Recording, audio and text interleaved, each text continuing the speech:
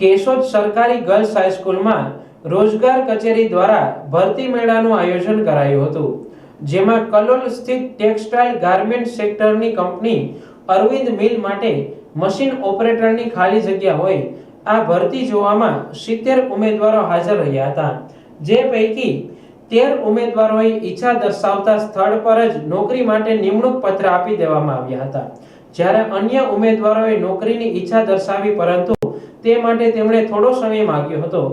આજે પસંદ થયેલા ઉમેદવારોને લઘુત્તમ 12,649 રૂપિયાનો માસિક વેતન આપવાની સાથે પસંદ કરેલ ઉમેદવારોની કાર્યક્ષમતાને ધ્યાને રાખીને તેના પગારમાં વધારો કરવાની કંપની શક્યતાઓ જાહેર કરી હતી। જૂનાગઢ જિલ્લા રોજગાર કચેરી અને કલોલ સ્થિત અરવિંદ ટેક્સટાઇલ મિલના આ ભરતી મેળા માટે કેશોદમાં બેરોજગાર યુવાનોને ખાનગી કંપનીમાં નોકરી મળે તે હેતુથી રોજગારી ભરતી મેળાનું આયોજન કરવામાં આવ્યું હતું, જેને રોજગારી મેળવવા ઈચ્છતા યુવાન અને યુવતીઓ માટે એક સારી તક ઊભી કરવામાં આવી હતી। હું દીપક મોઢા, રોજગાર કચેરી જૂનાગઢ, પ્લેસમેન્ટ ઓફિસર। આજે કેશોદ સરકારી ગર્લ્સ સ્કૂલ ખાતે એક ભરતી મેળાનું આયોજન કરેલું હતું, જેમાં અરવિંદ ઇન્ડસ્ટ્રીઝ લિમિટેડ કંપની આપણી સાથે જોડાયેલી હતી। ગાંધીનગર કલોલ ખાતે કંપની આવેલી છે। Company garment sector, textile garment સેક્ટરની કંપની છે। ત્યાં મશીન ઓપરેટર અને સિલાઈ મશીન ઓપરેટિંગ માટેની અલગ અલગ જગ્યાઓ હતી।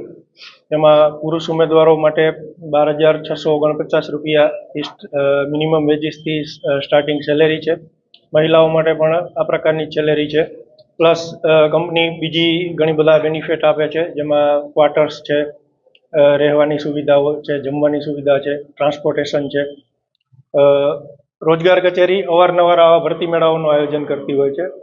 જનરલી અઠવાડિયામાં એકાદો ભરતી મેળો અલગ અલગ જિલ્લાના અલગ અલગ સ્થળો ઉપર અલગ અલગ સેક્ટરની કંપનીઓ સાથે આયોજિત થતા હોય છે, જેમાં બહોળા પ્રમાણમાં રોજગાર કચેરીમાં નોંધાયેલા ઉમેદવારો તથા કોઈ પણ ઉમેદવારો એમાં ભાગ લઈ શકતા હોય છે।